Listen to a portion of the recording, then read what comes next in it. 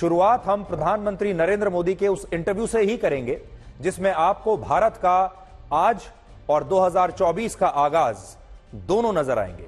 और ये एक ऐसा इंटरव्यू है जिसमें भारत के 140 करोड़ लोगों के लिए एक नहीं बल्कि कई ब्रेकिंग न्यूज होंगी।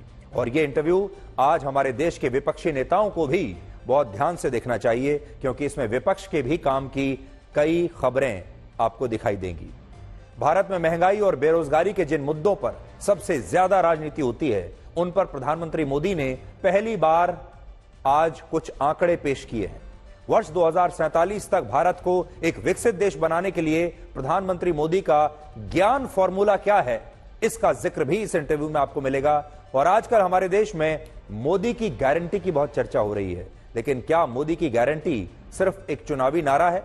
इसके बारे में आज आपको खुद प्रधानमंत्री मोदी बताने वाले हैं। और इस इंटरव्यू में आपको प्रधानमंत्री मोदी की विश लिस्ट से लेकर उनकी वर्क लिस्ट, मोदी का मैनेजमेंट स्टाइल, 2024 में मोदी की हैट्रिक की गारंटी और आर्टिफिशियल इंटेलिजेंस जैसे कई मुद्दों पर प्रधानमंत्री मोदी का विजन आपको पता चलेगा। और इस इंटरव्यू से आपको यह भी पता चलेगा कि राजस्थान, मध्य प्रदेश और छत्तीसगढ़ में नए मुख्यमंत्रियों के ऐलान के पीछे बीजेपी की सोच आखिर क्या थी।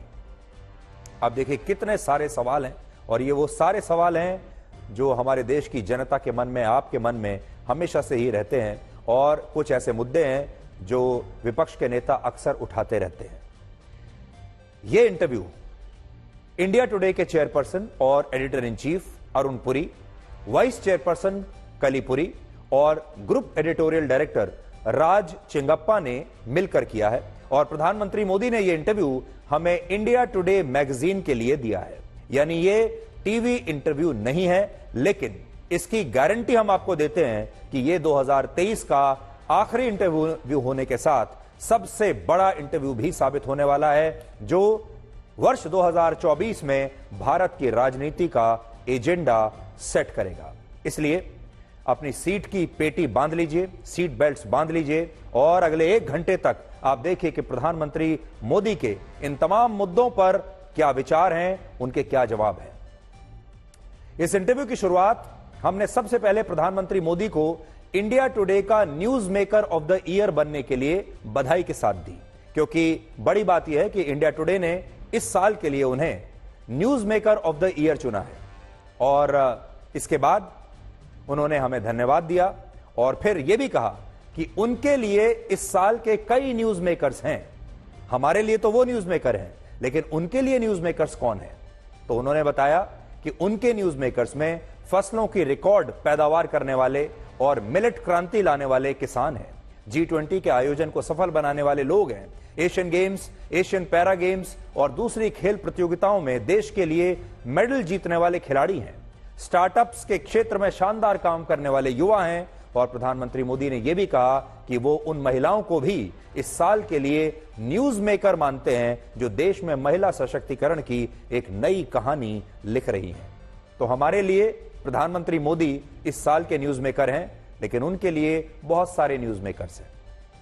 और उन्होंने यह भी कहा कि जो भारत पहले दुनिया में काफी पीछे छूटा हुआ था, वो अब आगे बढ़कर दुनिया का नेतृत्व कर रहा है। और आज के समय को उन्होंने भारत का समय बताया है। और आपने देखा भी होगा, वो अक्सर दुनिया के बड़े बड़े मंचों से ये बात कहते हैं कि ये जो समय है, ये भारत का समय है, ये युग भारत का युग है। हालांकि ये पहली बार नहीं है जब प्रधानमंत्री मोदी इंडिया टुडे के news maker of the year बने हैं। इससे पहले भी उन्हें 3 बार इसके लिए चुना गया है। और बड़ी बात यह है कि आज प्रधानमंत्री मोदी भारत में तो सबसे लोकप्रिय नेता हैं ही, साथ ही वो दुनिया के भी सबसे लोकप्रिय नेता हैं। पहले आप ये देख लीजिए, जब जब नरेंद्र मोदी बने इंडिया टुडे के news maker of the year 2014, 2016, 2019 और अब 2023। इससे आपको उनकी कंसिस्टेंसी पता चलेगी, इससे आपको उनका ट्रैक रिकॉर्ड पता चलेगा कि वो 2014 से लेकर और अब 2024 आने वाला है, इन 10 वर्षों में वो लगातार news maker of the year बने रहे, जैसा कि आप देख सकते हैं अलग अलग वर्षों में। और इस समय उनकी लोकप्रियता अपने चरम पर है, ना सिर्फ भारत में बल्कि पूरी दुनिया में। अब देखिए, दुनिया में उनकी अप्रूवल रेटिंग सबसे ज्यादा है इस समय, और वो है 76%, 76%। जबकि ब्राजील के राष्ट्रपति की अप्रूवल रेटिंग 49% है, ऑस्ट्रेलिया के प्रधानमंत्री एंथनी एल्बनीज की 47% है, इटली की प्रधानमंत्री जॉर्जिया मेलोनी की 41% है और अमेरिका के राष्ट्रपति जो बाइडेन की अप्रूवल रेटिंग इस समय 37% है। अब आप देख लीजिए, प्रधानमंत्री मोदी सबसे ऊपर इस समय आपको नजर आते हैं। उनके जो ग्लोबल रेटिंग्स हैं वो हैं 76% इस समय। यानी भारत ही नहीं बल्कि दुनिया में भी लोकप्रियता के मामले में प्रधानमंत्री मोदी के आसपास कोई नहीं है। और इससे भी बड़ी बात यह है कि प्रधानमंत्री मोदी भारत के शायद पहले ऐसे प्रधानमंत्री हैं जो 10 साल से देश में सरकार चला रहे हैं, लेकिन उनके खिलाफ देश में कहीं भी एंटी इनकम्बेंसी यानी सत्ता विरोधी लहर नहीं है, बल्कि इस समय 10 साल बाद भी उनकी लोकप्रियता लगातार बढ़ रही है, कम नहीं हो रही। और इसी को बहुत सारे लोग मोदी मैजिक का नाम भी देते हैं। तो ये जो news maker of the year उन्हें पुरस्कार दिया जा रहा है, इसके पीछे आप ये समझिए कि ये कितनी बड़ी चुनौती उनके लिए रही होगी। कोई भी नेता अगर 10 साल तक सत्ता में रहता है तो लोग थकने लगते हैं, लोग आलोचना करने लगते हैं, लोग बदलाव की तरफ देखने लगते हैं, लोग कहने लगते हैं कि भाई अब बहुत हो गया, अब हमें एक नया नेता चाहिए, हमें एक चेंज चाहिए। लेकिन प्रधानमंत्री मोदी एक अपवाद है और 10 साल के बाद भी लोगों के अंदर जो उनकी भूख है और जो उनकी लोकप्रियता है वो लगातार बढ़ रही है, कम नहीं हो रही।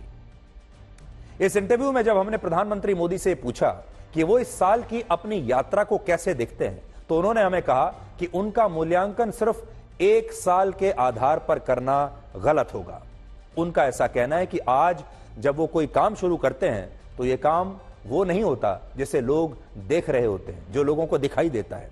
असल में उस काम की अंतिम तस्वीर उससे भी कहीं ज्यादा बड़ी और भव्य होती है, जिसमें वो एक बहुत बड़े कैनवस पर काम करते हैं और एक कलाकार की तरह एक बिंदु से अपने पूरे मिशन की शुरुआत करते हैं। लेकिन जब वो मिशन शुरू होता है तो उसकी अंतिम तस्वीर को कोई देख नहीं सकता और उसके बारे में सिर्फ प्रधानमंत्री मोदी को ही पता होता है।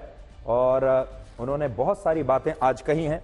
मैं वो सारी बातें एक एक करके पॉइंटर्स आपके सामने रखूंगा, लेकिन शुरुआत में जो उन्होंने बात कही वो शायद आपको भी बड़ी अच्छी लगेगी। जो कह रहे हैं कि वो एक आर्टिस्ट की तरह काम करते हैं और जब वो किसी प्रोजेक्ट को शुरू करते हैं तो उस प्रोजेक्ट में उनको पता होता है कि ये प्रोजेक्ट का जो एंड गेम है ये कहां जाकर समाप्त होगा, ये कोई और उस समय नहीं देख सकता। और आज इस बात को साबित करने के लिए उन्होंने 2 उदाहरण दिए हैं। पहला उदाहरण उन्होंने गुजरात में बने स्टैच्यू ऑफ यूनिटी का दिया और कहा कि जब उन्होंने गुजरात में सरदार वल्लभ भाई पटेल की 182 फीट ऊंची प्रतिमा बनाने का फैसला किया, तब कई लोगों को लगा कि इसका संबंध गुजरात की राजनीति और वहां के चुनावों से होगा। लेकिन आज इस स्टैच्यू ऑफ यूनिटी ने असल में टूरिज्म के पूरे इकोसिस्टम को बदल दिया। और अब पिछले ही दिनों एक नया रिकॉर्ड बना जब एक ही दिन में 80,000 से ज्यादा लोग स्टैच्यू ऑफ यूनिटी को देखने के लिए आ रहे हैं। और वो क्या कहते हैं? वो कहते हैं, जब मैं शुरू करता हूं तो मुझे समापन बिंदु पता होता है, लेकिन मैं शुरुआत में अंतिम मंजिल या ब्लूप्रिंट की घोषणा नहीं करता। इसलिए आज आप जो देख रहे हैं वो नहीं है जिस पर मैंने काम किया है। कहीं ज्यादा बड़ी तस्वीर अंततः आपके सामने आएगी। मैं बड़े कैनवस पर काम करता हूं, एक कलाकार की तरह। मैं एक बिंदु से शुरू करता हूं, पर उस समय अंतिम तस्वीर देखी नहीं जा सकती। तो बहुत सारे लोगों ने जब स्टैच्यू ऑफ लिबर्टी के बारे में, माफ कीजिएगा, स्टैच्यू ऑफ यूनिटी के बारे में बात होती है, तो प्रधानमंत्री मोदी का ऐसा कहना है कि जब उन्होंने यह ऐलान किया कि 182 फुट के स्टैच्यू का निर्माण करेंगे, तो बहुत लोगों को लगा कि इसका संबंध गुजरात विधानसभा की 182 सीटों से है। कुछ तबकों को लगा कि यह चुनाव से पहले एक समुदाय को खुश करने के लिए कहा जा रहा है। लेकिन देखिए किस तरह यह पूरे टूरिज्म इकोसिस्टम के रूप में विकसित हुआ और अब एक दिन में 80,000 लोग इस जगह पर जा रहे हैं। यह एक उदाहरण उन्होंने दिया। दूसरा उदाहरण उन्होंने दिल्ली में बने भारत मंडपम का दिया और कहा कि जब भारत मंडपम का निर्माण हो रहा था तब किसी ने नहीं सोचा था कि यहां G20 का समिट हो सकता है। या शुरुआत में देखिए वो क्या कहते हैं, भारत मंडपम, जब भारत मंडपम का काम शुरू हुआ किसी ने नहीं सोचा कि यहां G20 होगा, लेकिन मैं योजना पूर्वक काम कर रहा था। अगर मैं नई पार्लियामेंट बिल्डिंग या गरीबों के लिए 4 करोड़ घरों की दिशा में काम करता हूं तो यह भी इतनी ही योजना बनाकर और समर्पण के साथ करता हूं। और वो आगे कहते हैं कि लेकिन ऐसा हुआ, ये सारी योजनाएं पूरी हुई, और इससे आप ये समझ सकते हैं कि प्रधानमंत्री मोदी जब किसी चीज को शुरू करते हैं तो उन्हें ही ये पता होता है कि ये चीजें, ये प्रोजेक्ट्स आगे जाकर कहां रुकने वाले हैं, इनका जो एंड गेम है उनका वो क्या होने वाला है। अब कुछ उदाहरण मैं आपको देता हूं। प्रधानमंत्री ने अपनी तरफ से 2 उदाहरण दिए हैं, भारत मंडपम का और स्टैच्यू ऑफ यूनिटी का। लेकिन अगर आप देखेंगे तो प्रधानमंत्री जब कोई एक छोटी सी योजना भी शुरू करते हैं तो लोग शुरुआत में समझ नहीं पाते। लोग सोचते हैं कि ये योजना सिर्फ एक खास काम के लिए है, लेकिन वो योजना आगे चलकर कितनी बड़ी बन जाती है देखिए। उदाहरण के लिए आप प्रधानमंत्री जन धन योजना को याद कीजिए, जिसके तहत देश में आम लोगों के बैंक खाते खोले गए थे। उस समय कई एक्सपर्ट्स ने कहा था कि इससे देश को, गरीबों को कोई लाभ नहीं होने वाला, क्योंकि भारत के आम लोग बैंकों में अपना पैसा रखते ही नहीं। और तब प्रधानमंत्री मोदी ने कहा था कि आप कोई पैसा मत रखिए, लेकिन बैंक में अकाउंट जरूर खोलिए, और अकाउंट खोले। लेकिन इस योजना को लेकर प्रधानमंत्री मोदी के दिमाग में कुछ और ही चल रहा था। उनके दिमाग में एक बहुत बड़ा एंड गेम था। इस योजना की वजह से देश में 50 करोड़ लोगों के बैंकों के मुफ्त खाते खुल गए, और इसी योजना की वजह से कुछ वर्षों के बाद सरकार अलग अलग योजनाओं के लिए लोगों के बैंक खातों में डायरेक्ट ट्रांसफर पैसा कर पाई, डायरेक्ट पैसा भेज पाई। जो आज आप देखते हैं गरीबों के बैंक अकाउंट में अक्सर चर्चा होती रहती है कि सीधा पैसा पहुंच जाता है, वो कैसे पहुंचता है? वो इसी योजना का असर है। और आज हमारे देश में छोटे से छोटा दुकानदार अगर डिजिटल लेन देन कर पा रहा है, और कोविड के दौरान अगर सरकार के पास लोगों का पूरा डिजिटल डेटा था, आपको रियल टाइम में यह पता चलता था कि कितनी वैक्सीन लग चुकी हैं, कितनी इस समय लग रही हैं, कितनी लगने वाली हैं। देश के एक एक व्यक्ति का डेटा पता होता था, और यह पता था कि इस व्यक्ति को कितनी वैक्सीन लगी है। तो कोविड का डेटा देख लीजिए, वैक्सीन का डेटा देख लीजिए, या वो उज्ज्वला योजना के लाभार्थियों को आप देख लीजिए, जिनको सीधे उनके बैंक खातों में आज पैसा सरकार भेज रही है। तो इसका एक कारण मोदी सरकार की यही योजना है, जिसके तहत देश में लोगों के बैंक खाते खोले गए थे, और धीरे धीरे धीरे ये योजना इतना इसका विस्तार होता चला गया कि आज देश का हर गरीब आदमी इस योजना से फायदा उठा रहा है। तो ये योजना एक बहुत अच्छा उदाहरण है जब प्रधानमंत्री कहते हैं कि वो एक आर्टिस्ट की तरह काम करते हैं, और उन्हीं को पता होता है कि इस योजना का असर आखिर में कितना विस्तृत होगा। यहां बड़ी बात यह है कि प्रधानमंत्री जब किसी चीज को शुरू करते हैं तो वो उसे आखिर तक छोड़ते नहीं है, और जम्मू कश्मीर से अनुच्छेद 370 का समाप्त होना इसका सबसे बड़ा उदाहरण है। तो इस इंटरव्यू में जो एक बात सामने आई वो है कंसिस्टेंसी।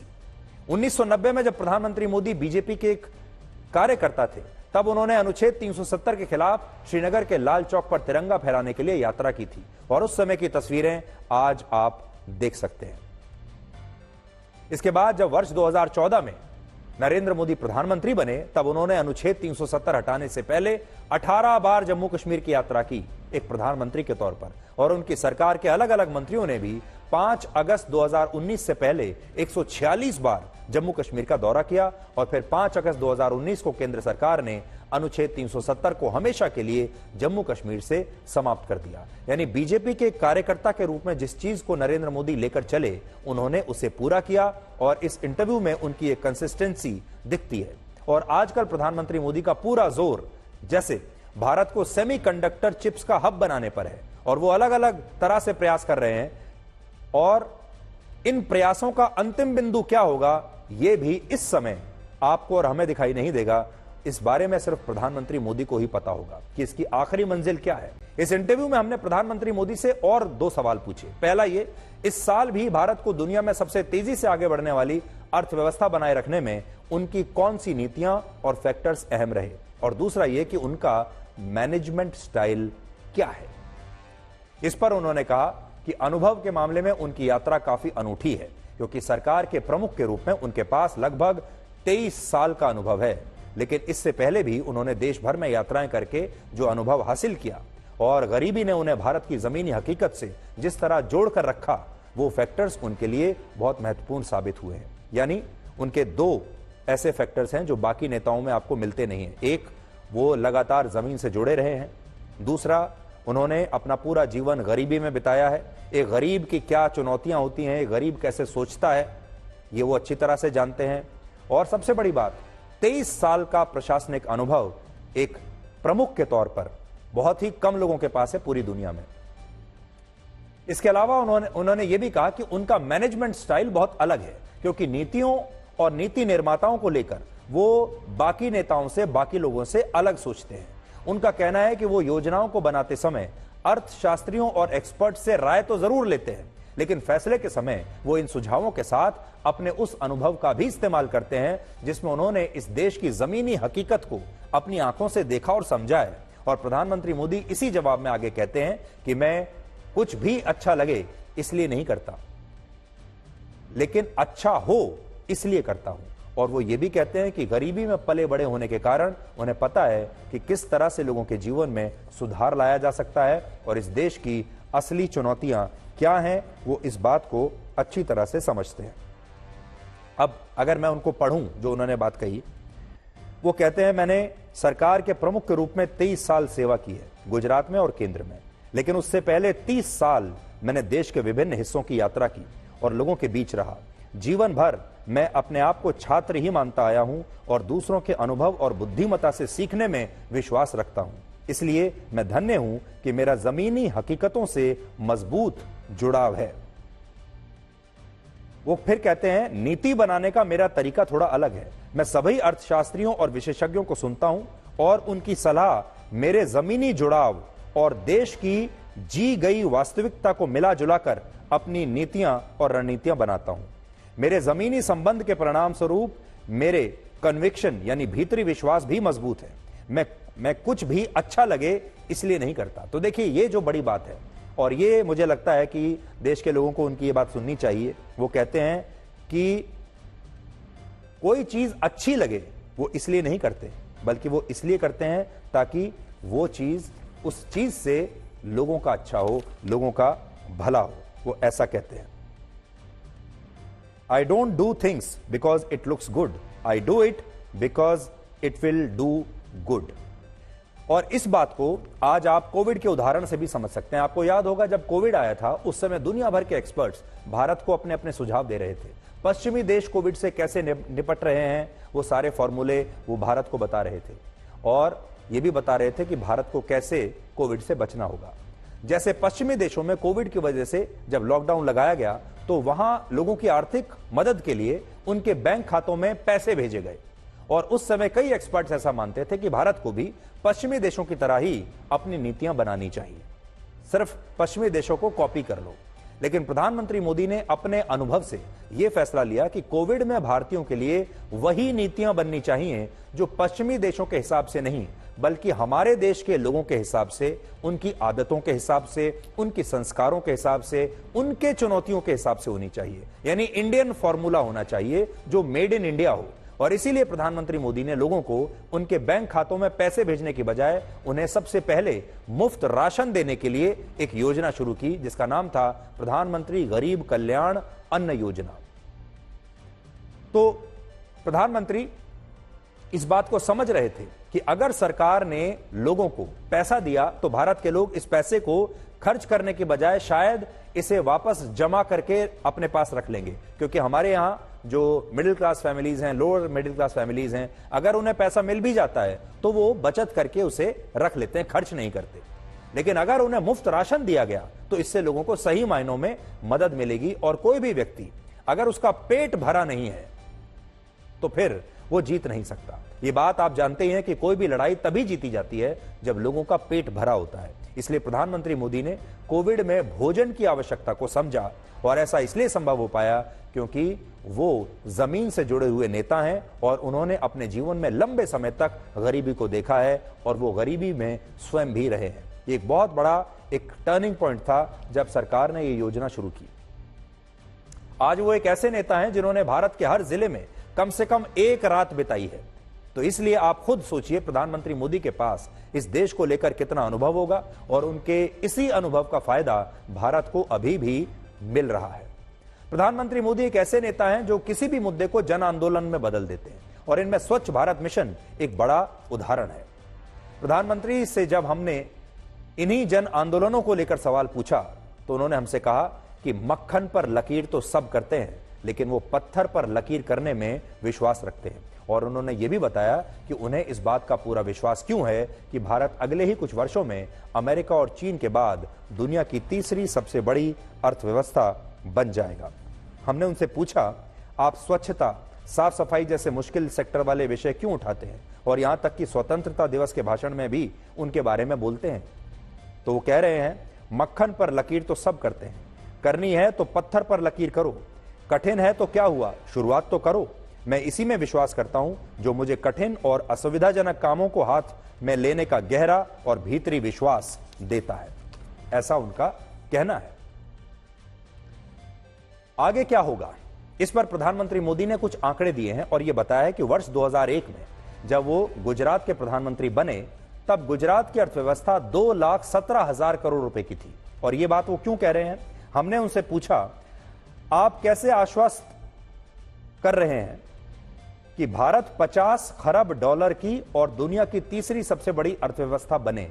ये आप कैसे आश्वस्त कर रहे हैं? कैसे बनेंगे हम दुनिया की तीसरी सबसे बड़ी अर्थव्यवस्था? तो उनका जवाब सुनिए। जब 2001 में गुजरात का मुख्यमंत्री बना, उसकी अर्थव्यवस्था का आकार लगभग 2.17 लाख करोड़ रुपए था। जब प्रधानमंत्री बनने के लिए मैंने गुजरात छोड़ा, गुजरात की अर्थव्यवस्था का आकार 11.1 लाख करोड़ रुपए हो चुका था। यानी 13 वर्षों में 5 गुना उन्होंने बढ़ा दिया। और आज गुजरात की अर्थव्यवस्था लगभग 21.6 लाख करोड़ रुपए की है। इसी तरह जब 2014 में मैं प्रधानमंत्री बना, भारत की अर्थव्यवस्था 20 खरब डॉलर यानी 167 लाख करोड़ रुपए की थी और 2023-24 के अंत में भारत का जीडीपी 312 लाख करोड़ रुपए से अधिक होगा। 23 वर्ष का मेरा यह ट्रैक रिकॉर्ड दिखाता है कि यह रियलिस्टिक टारगेट है, ऐसा उनका कहना है। आपको जानकर हैरानी होगी कि भारत को $1 ट्रिलियन की अर्थव्यवस्था बनने में 60 साल लगे थे और वर्ष 2007 में भारत $1 ट्रिलियन की अर्थव्यवस्था बना था। लेकिन आज आप देखिए कि प्रधानमंत्री मोदी की सरकार में भारत की अर्थव्यवस्था 2 ट्रिलियन से 3.75 ट्रिलियन डॉलर तक पहुंच गई है, $4.25 ट्रिलियन।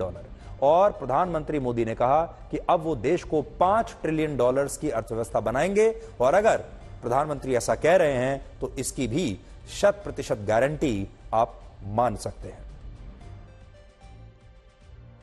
अब देखिए, एक ऐसा मुद्दा जिसे हमारा विपक्ष बहुत उठाता है, यह सवाल हमने भी प्रधानमंत्री मोदी से पूछा।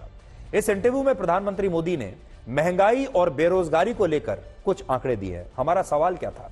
हमने पूछा, विपक्ष का कहना है कि महंगाई और नौकरियां नहीं होने से गरीब लोग परेशान हैं, इन आलोचकों को आज आप क्या कहेंगे?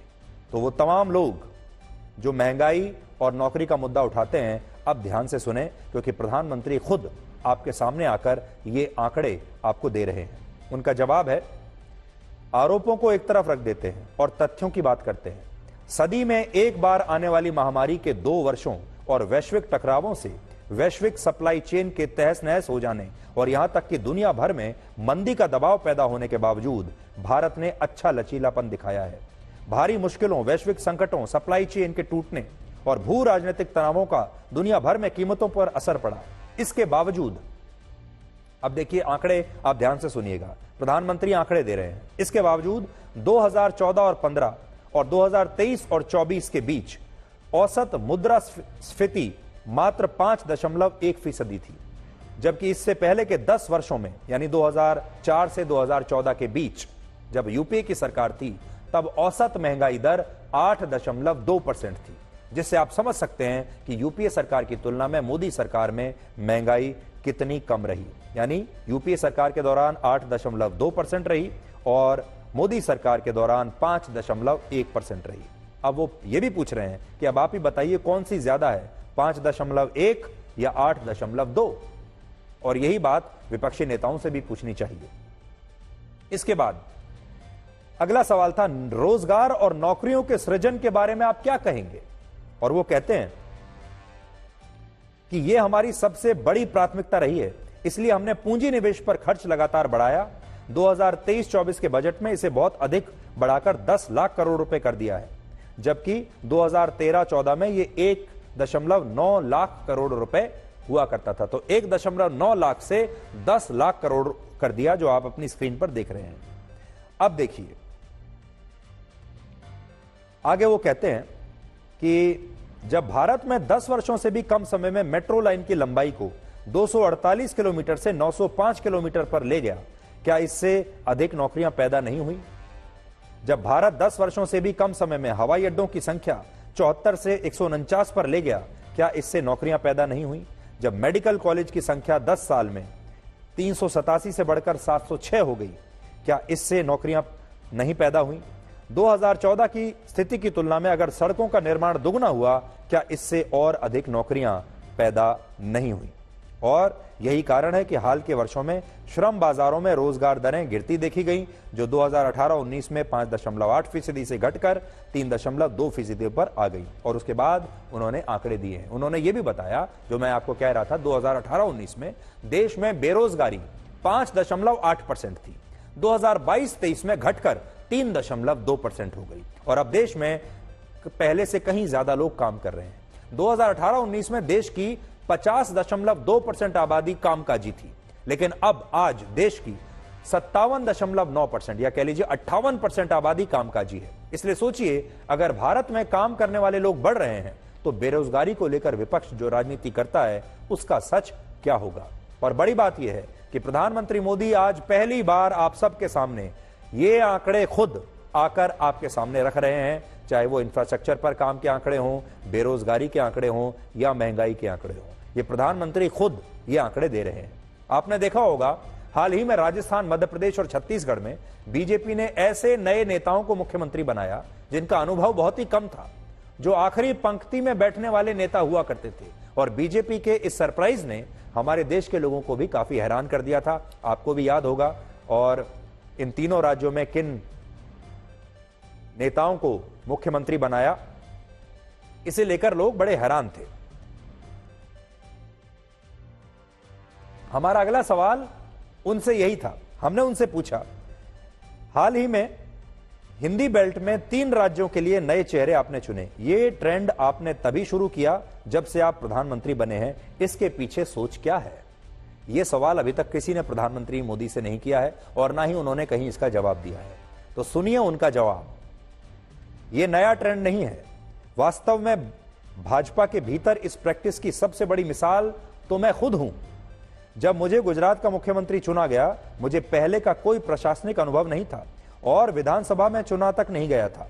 हां, यह नए ट्रेंड की तरह दिखाई दे सकता है, क्योंकि आज दूसरी ज्यादातर पार्टियां परिवारवादी पार्टियां हैं और बीजेपी का यही कल्चर है।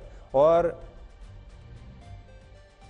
असल में इससे आप यह समझ सकते हैं कि बीजेपी भारत में इकलौती ऐसी पार्टी है जहां एक कार्यकर्ता भी मुख्यमंत्री और प्रधानमंत्री बन सकता है, जबकि बाकी पार्टियों में यह संस्कृति नहीं है। और इसमें प्रधानमंत्री खुद जो है वो अपना उदाहरण दे रहे हैं। अगला हमारा सवाल था परिवारवाद पर। भाजपा इन तथाकथित परिवारवादी पार्टियों से कैसे अलग है? अब देखिए, बड़ा इंटरेस्टिंग, दिलचस्प जवाब उन्होंने आज दिया है। वो कहते हैं, भाजपा में एक ही समय नेतृत्व की कई पीढ़ियों को एक साथ पोषित करने की क्षमता है। भाजपा के अध्यक्षों को देखिए, आप हर कुछ वर्ष में नए चेहरे देखेंगे। हमारी काडर आधारित पार्टी है जो स्पष्ट मिशन लेकर चलती है। हम सब ने जमीनी कार्यकर्ता के रूप में शुरुआत की और समर्पण तथा कड़ी मेहनत के बूते ऊपर उठते गए। इसी प्रतिबद्धता के कारण विशेष रूप से युवा भाजपा के साथ मजबूती से जुड़ा महसूस करते हैं। लोकतंत्र में नई पीढ़ियों और नए खून को अवसर देना बहुत आवश्यक है। यह लोकतांत्रिक मंथन ही लोकतंत्र को जीवंत बनाता है। उन्हें लगता है कि कड़ी मेहनत के बल पर वो भी पार्टी के ऊपर उठ सकते हैं। अपने कार्यकर्ताओं के बारे में कह रहे हैं, हमारी पार्टी अलग अलग प्रयोग करने की अभ्यस्त है। गुजरात में हमने मंत्रिमंडल में सभी नए चेहरों का विकल्प चुना। दिल्ली में हमने स्थानीय निकाय चुनाव में सभी नए चेहरों का विकल्प चुना है। अब देखिए प्रधानमंत्री मोदी का जवाब, लेकिन आंकड़े क्या कहते हैं? आंकड़े भी इसी जवाब को सपोर्ट करते हैं। उदाहरण के लिए, पिछले 25 वर्षों में बीजेपी में 8 नेता पार्टी के अध्यक्ष पद की जिम्मेदारी संभाल चुके हैं। 8 नेता, आपकी स्क्रीन पर उन सब के नाम है। जबकि कांग्रेस पार्टी में पिछले 25 वर्षों में सिर्फ 3 अध्यक्ष हुए हैं, और इनमें भी 24 वर्षों तक कांग्रेस पार्टी के अध्यक्ष सोनिया गांधी और राहुल गांधी रहे। यानी इनमें भी 25 में से 24 साल एक ही परिवार के, गांधी परिवार के लोग रहे, सोनिया गांधी और उनके पुत्र राहुल गांधी, और अब मल्लिकार्जुन खड़गे रहे। जबकि इसी दौरान बीजेपी ने अपने 8 पार्टी अध्यक्षों को बदल दिया। आप अपनी स्क्रीन पर बीजेपी और कांग्रेस के बीच के इस अंतर को देखिए, और प्रधानमंत्री ने इस पर हमें इंटरव्यू में और क्या कहा वो मैं आपको पढ़कर बता ही चुका हूं। उत्तर दक्षिण की जो बात होती है, भाजपा किसी भी दक्षिण या पूरब के बड़े राज्यों में सत्ता में नहीं है। इनमें से ज्यादातर राज्यों में मजबूत क्षेत्रीय नेता हैं। सच्ची अखिल भारतीय पार्टी बनने का भाजपा का गेम प्लान क्या है? और यह बात आपने देखा होगा आजकल बड़ी कही जा रही है कि बीजेपी जो है वो उत्तर भारत की पार्टी है, नॉर्थ इंडिया की काऊ बेल्ट की पार्टी है, हिंदी बेल्ट की पार्टी है। दक्षिण भारत में उसका कोई अस्तित्व नहीं है, यह कहा जाता है। अब प्रधानमंत्री मोदी का जवाब देखिए। उन्होंने कहा, पहले बीजेपी को ब्राह्मण और बनियों की पार्टी कहा जाता था, फिर कहा जाता था कि बीजेपी हिंदी भाषी राज्यों की पार्टी है, या बीजेपी शहरी इलाकों की पार्टी है, गांवों की पार्टी नहीं है। लेकिन प्रधानमंत्री मोदी कहते हैं कि बीजेपी ने इन सारे लेबल्स को गलत साबित किया, और आज ये बात सही भी लगती है। देखिए, जिस बीजेपी को ब्राह्मण और बनियों की पार्टी कहा जाता था, आज वो बीजेपी ओबीसी समुदाय की सबसे फेवरेट पार्टी बन गई है। 2019 में बीजेपी के जो 303 सांसद चुनाव जीते, उनमें से 85 सांसद ओबीसी थे, जबकि सितंबर 2023 में बीजेपी के देश में 1358 विधायक थे सितंबर तक, जिनमें से 27% विधायक ओबीसी समुदाय से आते हैं। इससे आप ये समझ सकते हैं कि बीजेपी ब्राह्मण और बनियों की नहीं बल्कि अब सभी वर्गों की पार्टी बन गई है। आदिवासियों ने इस बार छत्तीसगढ़ के चुनाव में बीजेपी को कितना वोट दिया, और बीजेपी में इस समय सबसे बड़ी भागीदारी ओबीसी समुदाय की बन चुकी है, एक जमाने में जिसे ब्राह्मण और बनियों की पार्टी कहा जाता था। अब अगले मुद्दे पर आते हैं। इस पर लेकिन मैं आपको कुछ और भी बताना चाहता था जो प्रधानमंत्री मोदी ने कहा है। देखिए, उनके जवाब का एक अंश यह भी है जो मैं आपको अभी बताना भूल गया। देखिए, वो कहते हैं, बिहार, पश्चिम बंगाल, उड़ीसा और झारखंड में हम प्रमुख विपक्षी दल हैं।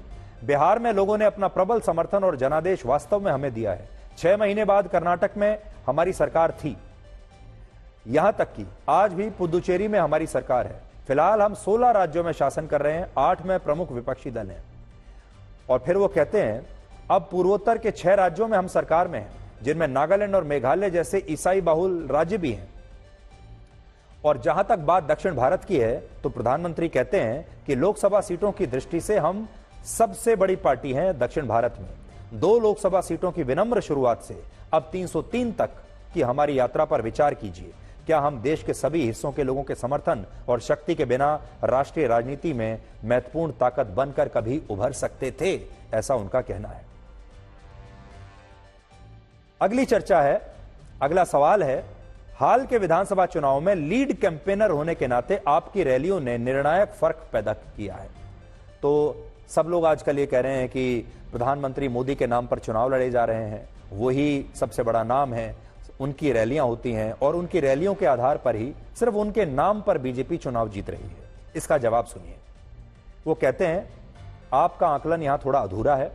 भाजपा कार्डर आधारित पार्टी है। ठेठ पोलिंग बूथ तक भाजपा के पास प्रतिबद्ध कार्यकर्ताओं का विशाल नेटवर्क है। हर स्तर पर उसके पास नेतृत्व है जिसकी लोगों के बीच गूंज सुनाई देती है।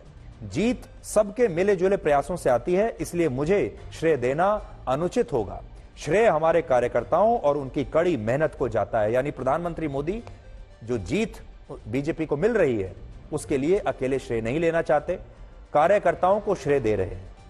अगला सवाल, 2024 के लोकसभा चुनाव के लिए मोदी गारंटी क्या है? क्योंकि आजकल देश में मोदी की गारंटी की बड़ी चर्चा हो रही है, लेकिन प्रधानमंत्री मोदी ने यह कहा कि उनकी गारंटी कोई चुनावी वादा या चुनावी नारा नहीं है। तो बड़ी बात विपक्षी दलों के लिए भी और पत्रकारों के लिए भी जो ये कहते हैं, प्रधानमंत्री मोदी का कहना है, मेरे लिए गारंटी केवल शब्द या चुनावी वादे नहीं है, यह मेरी दशकों की कड़ी मेहनत है, यह समाज के प्रति संवेदनशीलता की अभिव्यक्ति है।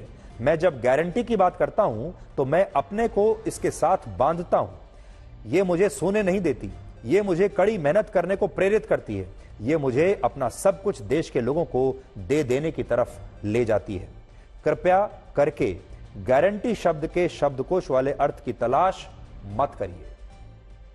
और आगे बढ़ने से पहले हम आपको बताते हैं कि प्रधानमंत्री मोदी का वो बयान सुनवाते हैं जब उन्होंने लोगों को मोदी की गारंटी दी थी और कैसे लोग आजकल आंख बंद करके मोदी की इस गारंटी पर विश्वास कर रहे हैं। तीसरे टर्म में दुनिया की पहली 3 इकोनॉमीज में एक नाम भारत का होगा।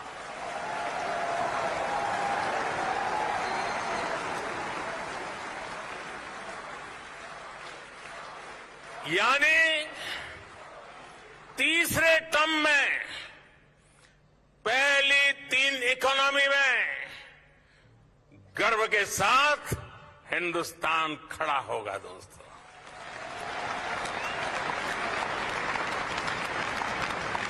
थर्ड टर्म टॉप 3 इकोनॉमी पर पहुंच के रहेगा भारत, और ये मोदी की गारंटी है। तो जब ये गारंटी की बात होती है, आपने देखा होगा कि प्रधानमंत्री मोदी जो गारंटी की बात करते हैं, जब हम बाजार में कोई सामान लेने के लिए जाते हैं किसी दुकान पर, तो अक्सर हर व्यक्ति, आप भी यही कहते होंगे कि जो सामान हम खरीद रहे हैं, कोई भी सामान हम खरीद रहे हैं, कोई कपड़ा खरीद रहे हैं, कोई मशीन खरीद रहे हैं, जूता चप्पल खरीद रहे हैं, गाड़ी खरीद रहे हैं, सबसे पहले हम ये कहते हैं इसकी गारंटी क्या है, कितने दिन, कितने महीने और कितने वर्षों की गारंटी है। और फिर उस दुकान की अपनी रेपुटेशन क्या है, उस सामान, उस कंपनी का जो आप खरीद रहे हैं, आपने देखा होगा कुछ कंपनियों की जो रेपुटेशन है वो बड़ी अच्छी होती है, उनकी छवि अच्छी होती है, आप उनकी गारंटी पर तुरंत विश्वास कर लेते हैं। इसी प्रकार से ये पहली बार है जब ये गारंटी जो शब्द है, इसे राजनीति में प्रधानमंत्री मोदी लेकर आए हैं, और ये गारंटी कितना गंभीर शब्द है ये उन्होंने देश को आज बताया है। तो आपकी गारंटी की परिभाषा क्या है? वो कहते हैं, जिस व्यक्ति को गरीबी के जीवन का अनुभव है, केवल वही समझाता है कि गरीब व्यक्ति को जीवन में आगे बढ़ाने वाली सबसे बड़ी शक्ति उसका विश्वास और उसकी आशा है। गरीबों की यही आस्था मुझे आगे बढ़ाती रहती है। मोदी अपना सब कुछ न्यौछावर कर देगा, पर अपने गरीब भाइयों और बहनों का यह विश्वास टूटने नहीं देगा। मोदी की गारंटी चुनाव जीतने के लिए तैयार कोई फॉर्मूला नहीं है। मोदी की गारंटी गरीबों का यही विश्वास है। आज देश का हर गरीब व्यक्ति जानता है कि मोदी अपने कर्तव्य से पीछे नहीं हटेगा। आज देश के हर गरीब व्यक्ति को पता है कि पहले राजनीतिक दलों ने किस तरह उनका विश्वास तोड़ा, लेकिन उन्हें भी ये पता है कि मोदी की गारंटी पर विश्वास किया जा सकता है। गरीबों के इस विश्वास से ही मुझे ऊर्जा मिलती है, भले ही मुझे अपने को पूरी तरह थकाना पड़े या अपने पर सीमा से अधिक जोर डालना पड़े। मैं इस विश्वास को कभी भंग नहीं होने दूंगा। अब अगला सवाल हमने प्रधानमंत्री मोदी से पूछा, क्या आपको 2024 में हैट्रिक करने का पूरा यकीन है और कौन कौन से मुद्दे आम चुनावों के नतीजों को प्रभावित करेंगे? तो उन्होंने क्या कहा, अब आपको बताते हैं। हैट्रिक पर क्या कहते हैं, देखिए। जहां तक 2024 की बात है, सवाल मेरे आत्मविश्वास का नहीं, मेरे हाथ में तो बस यही है कि लोगों की सेवा में अपना सब कुछ लगा दूं।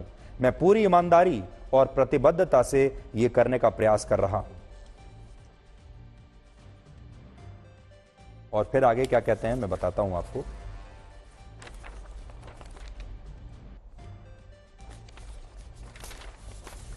आगे वो कहते हैं,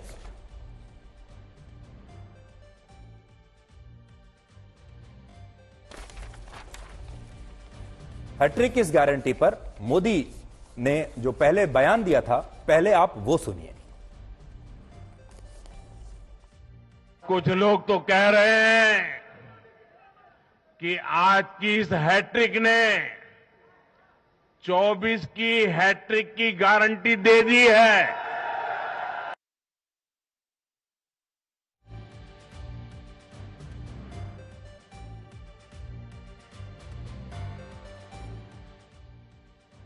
अब आप ये देखिए कि इस इंटरव्यू में प्रधानमंत्री मोदी ने अनुच्छेद 370 को लेकर क्या कहा।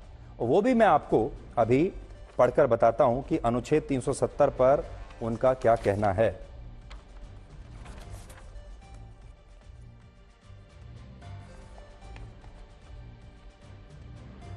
देश के सामने मुद्दा सुप्रीम कोर्ट की तरफ से कानूनी समापन करने का नहीं है। लोगों को दिक्कत एक अस्थायी प्रावधान को खत्म करने में हुई देरी से है। संसद में नेहरू जी के ये कहने के बावजूद कि ये घिसते घिसते घिस जाएगी, 7 दशकों तक जम्मू कश्मीर के लोगों को और विशेष रूप से महिलाओं और साधनहीन समुदायों के लोगों को उनके अधिकारों से वंचित रखा गया। अनुच्छेद 370 के हमेशा के लिए खत्म होने के साथ जम्मू कश्मीर और लद्दाख के लोग पहली बार अपने हाथों से अपनी नियति गढ़ने के लिए स्वतंत्र हैं। भारत का संविधान जो सामाजिक रूप से कमजोर समूहों के अधिकारों की रक्षा करता है, उन पर भी पूरी तरह लागू है। और जम्मू कश्मीर की महिलाएं आज खेलों से लेकर उद्यमिता तक विभिन्न क्षेत्रों में उभर रही हैं, नए उद्योग खुल रहे हैं और आतंकवाद रिकॉर्ड निचले स्तर पर पहुंच गया है। और देखिए प्रधानमंत्री मोदी का 1990 का हम आपको उनका एक पुराना बयान दिखाते हैं, जिससे आपको यह पता चलेगा कि किसी भी नेता के लिए कंसिस्टेंसी बहुत जरूरी है। और प्रधानमंत्री मोदी 90 के दशक से कितने वर्षों से, 30-40 सालों से जम्मू कश्मीर के मुद्दे को लेकर, आर्टिकल 370 के मुद्दे को लेकर लगातार मुहिम चलाए हुए हैं। और यह आज की बात नहीं है। आज के जमाने में जहां नेता और पार्टियां थोड़े थोड़े दिनों के बाद अपने फायदे के लिए अपने मुद्दे बदलती रहती हैं, अपनी राय बदलती रहते हैं, वहां आप देखिए कि प्रधानमंत्री मोदी कश्मीर के मुद्दे से किस जमाने से जुड़े हुए हैं। देखिए, अब आप यह भी जरूर जानना चाहेंगे कि चीन और पाकिस्तान को लेकर प्रधानमंत्री मोदी का क्या रुख है और इन दोनों देशों से डील करने का मोदी का तरीका क्या है, यानी मोदी वे क्या है। हमने पूछा आपका क्या रुख है चीन और पाकिस्तान पर, तो वो कहते हैं पड़ोसियों के साथ व्यवहार की मोदी राह यही है कि रिश्ते रचनात्मक और सहयोगात्मक हों, लेकिन जरूरत पड़ने पर दो टूक और ठोस हो। यहां बात ध्यान देने वाली वो ये है, जरूरत पड़ने पर दो टूक और ठोस हो। पहल और चुनौतियां दोनों में आप पहले से अंतर देख सकते हैं, ये उनका कहना है। आपको याद होगा जब रशिया और यूक्रेन के बीच युद्ध चल रहा था, उस समय प्रधानमंत्री मोदी जब रशिया के राष्ट्रपति व्लादिमीर पुतिन से मिले थे, तब उन्होंने कहा था उनसे कि यह युद्ध का दौर नहीं है, this is not the era of war. Ukraine के बारे में जब आज हमने उनसे बात पूछी कि क्या उनकी जो मोदी रहा है, मोदी वे जो है वो क्या है, वो कहते हैं मेरा हमेशा से मानना रहा है कि भय और दबाव से मुक्त माहौल में ईमानदार बातचीत और ईमानदार कूटनीति से मतभेदों को सुलझाया जाना चाहिए, चाहे यूक्रेन हो या गाजा। हमारा रुख इसी के इर्द गिर्द रहा है। हम आतंकवादियों या हिंसा को एजेंडा तय नहीं करने दे सकते। देखिए बड़ी बात, हम आतंकवादियों या हिंसा को एजेंडा तय करने नहीं दे सकते। जिन लोगों की टकराव में कोई भूमिका नहीं, वे ही अक्सर प्रत्यक्ष या परोक्ष रूप से सबसे अधिक प्रभावित होते हैं। कूटनीति को प्रधानता देने का मतलब यह नहीं कि आतंकवाद और क्षेत्रीय संप्रभुता के मामले में हम समझौता कर लें।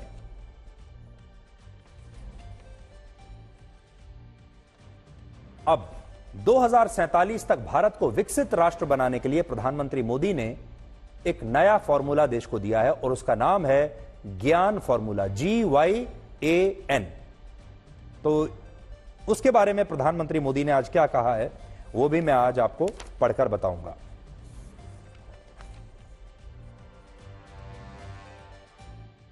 ज्ञान में G का मतलब है गरीब, Y का मतलब है युवा, A का मतलब है अन्नदाता और N का मतलब है नारी शक्ति।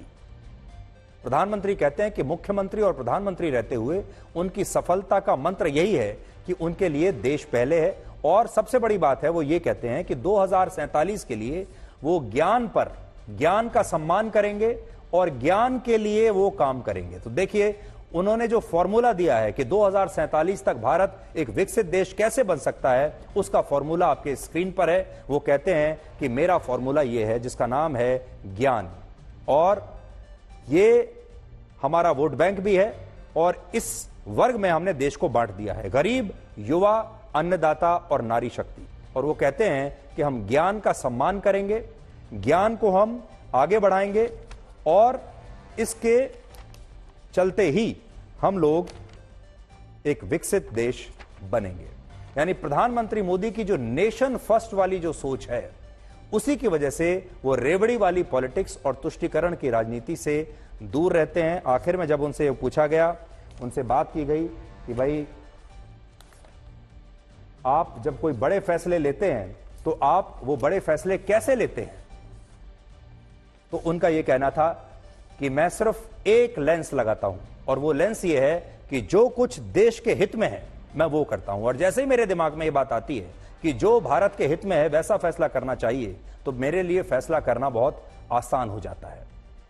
भारत को टेक्नोलॉजी सुपर पावर बनाने पर क्या कहा और आर्टिफिशियल इंटेलिजेंस को लेकर क्या कहा है, इस पर भी उन्होंने अपने विचार दिए हैं। और वो चाहते हैं एआई के बारे में, हम ये भी चाहते हैं कि भारत आर्टिफिशियल इंटेलिजेंस के क्षेत्र में अग्रणी बने। हम भारतीय भाषाओं की विविधता और हमारी जरूरतों को ध्यान में रखते हुए बड़े स्वदेशी भाषा मॉडल में अपनी कंप्यूटिंग शक्ति पर काम करेंगे।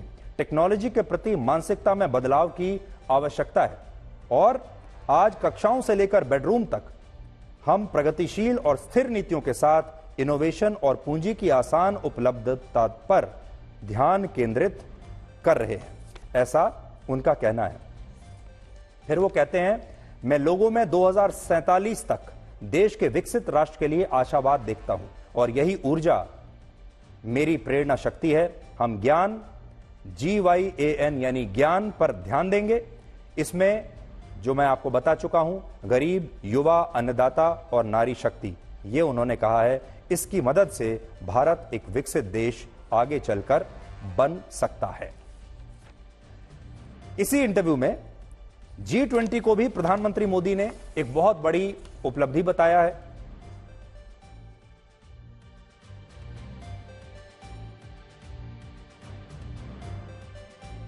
और यूक्रेन और गाजा युद्ध पर प्रधानमंत्री मोदी ने यह कहा कि यह युद्ध का समय नहीं है और भय और दबाव से मुक्त माहौल में बातचीत जरूर होनी चाहिए।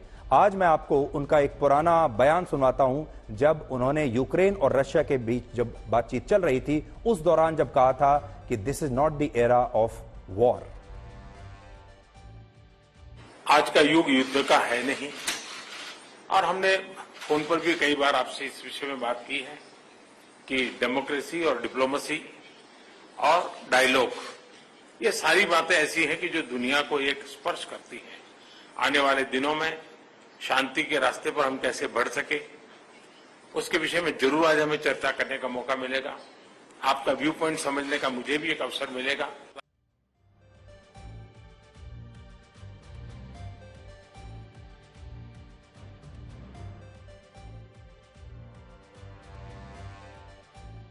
और आप ये भी जानते हैं कि प्रधानमंत्री मोदी कल अयोध्या जाएंगे और अयोध्या में तो उन्होंने जो है एक नया रिकॉर्ड बना ही दिया है। लेकिन आज हमारी जो कोशिश थी वो ये थी कि प्रधानमंत्री मोदी का ये जो इतना बड़ा इंटरव्यू हुआ है, उनसे हमने ये भी पूछा कि नए साल के लिए आपका रेजोल्यूशन क्या है। तो वो कहते हैं, मैं नए साल के लिए चाहतों की सूची बनाने में विश्वास नहीं करता। हमने पूछा था उनसे कि आपकी विश लिस्ट क्या है, तो वो कहते हैं कि मैं नए साल के लिए विश लिस्ट में विश्वास नहीं करता, मैं वर्क लिस्ट में विश्वास करता हूं और इसके बदले मैं विश लिस्ट की बजाय कार्य सूची बनाने में विश्वास करता हूं। वर्क लिस्ट मैं बनाने में विश्वास करता हूं। नए साल में मुझे क्या चाहिए, तो वो उन्होंने जो बताया है वो इस समय आपकी स्क्रीन पर चल रहा है। तो बड़ी बात यह है कि प्रधानमंत्री मोदी को यह पूरा विश्वास है कि 2024 में उनकी हैट्रिक जरूर बनेगी और उनका यह कहना है कि इस देश ने मिली जुली सरकारों के 30 साल देख लिए हैं। यह देश 30 साल अपने बर्बाद कर चुका है।